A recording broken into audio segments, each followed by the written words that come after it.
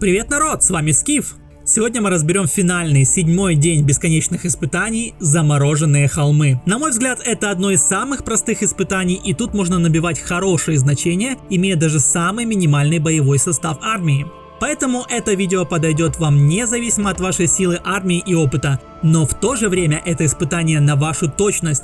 Тут также будет четкая зона высадки, где нельзя заступать за линии, как в предыдущем видео про спираль тени.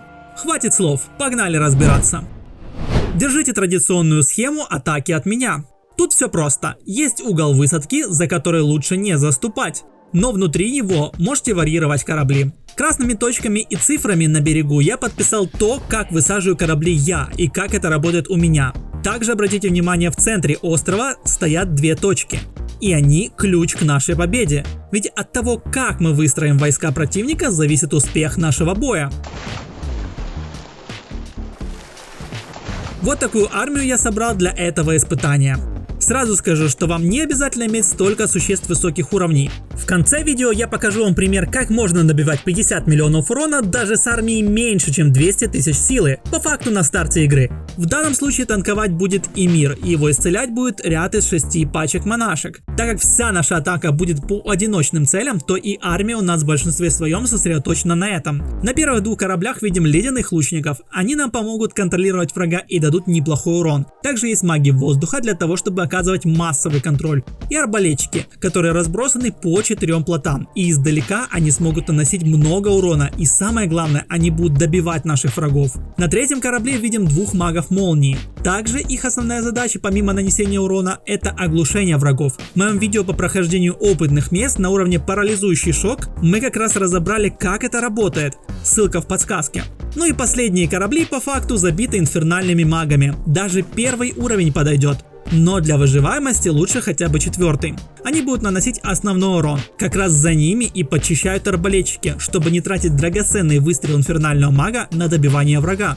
И мир у нас на первом плоту, так как тут много лучников и надо сразу прикрывать дальние отряды. Он у нас сегодня герой-одиночка. Погнали смотреть, как это работает. Вспоминаем схему. Нам нужно кинуть десант вот в эту точку. Кидаем по одному, и один раз можно кинуть парочку. Главная задача — привлечь внимание всего острова. Как только наш маневр сработал и армия сбежалась на десант, выпускаем первый плот с Эмиром на борту. Все вражеские войска тут же бегут его бить. Обратите внимание, как они встали.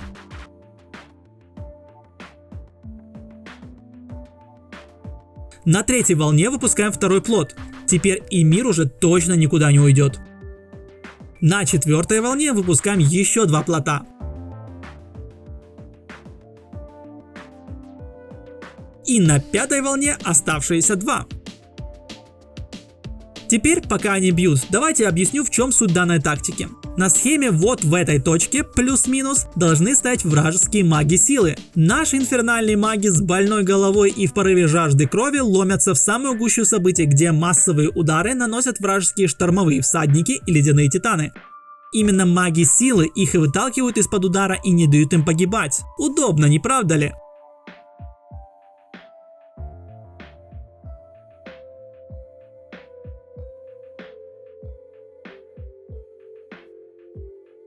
А вот такой неприятный момент может у вас случиться, если ваши войска слишком быстро убивают вражеских всадников и титанов. Неудобненько, но да ладно. В принципе, такое расположение магов силы нас также устраивает. Они откидывают наши войска как раз в нужный нам угол.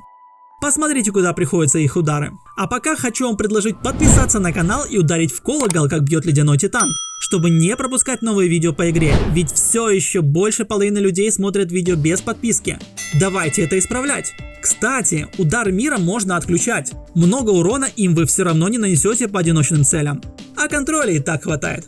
Также его удар может убивать рядом стоящих лучников и магов силы. Но я играю со включенным. Почему? Потому что могу себе позволить. Монашки мои и так хорошо справятся.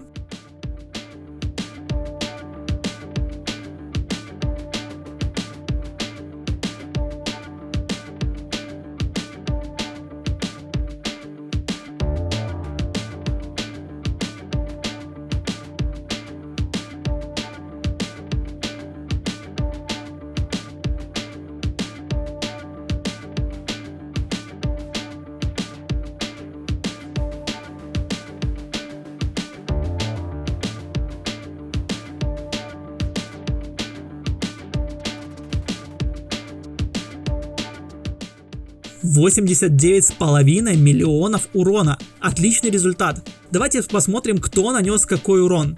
2 миллиона урона от Эмира. Очень приятно. Основной урон по нам нанесли вражеские лучники и всадник. А на нашей стороне топ по нанесенному урону это инфернальные маги и арбалетчики. Они плюс-минус равны. Маги ветра тут только для контроля. А вот маги молнии и ледяные лучники также показали себя замечательно. Обратите внимание, что инфернальный маг 1 уровня нанес урона столько же, как инфернальный маг 5 уровня. Вот о чем я и говорил, вам не обязательно настолько прокачивать армию. Как и обещал, показываю армию и урон за сегодня на моем молодом аккаунте. Кстати, как только на канале выйдут прохождения всех дней бесконечных испытаний, я хочу выложить видео с тем, как я прохожу эти испытания на 200 тысяч силы, 300 тысяч силы, 400 тысяч силы и так далее. Будет ли вам такое интересно? Пишите в комментариях. И не забывайте смотреть новые видео на канале. А с вами был Скиф. Всем пока!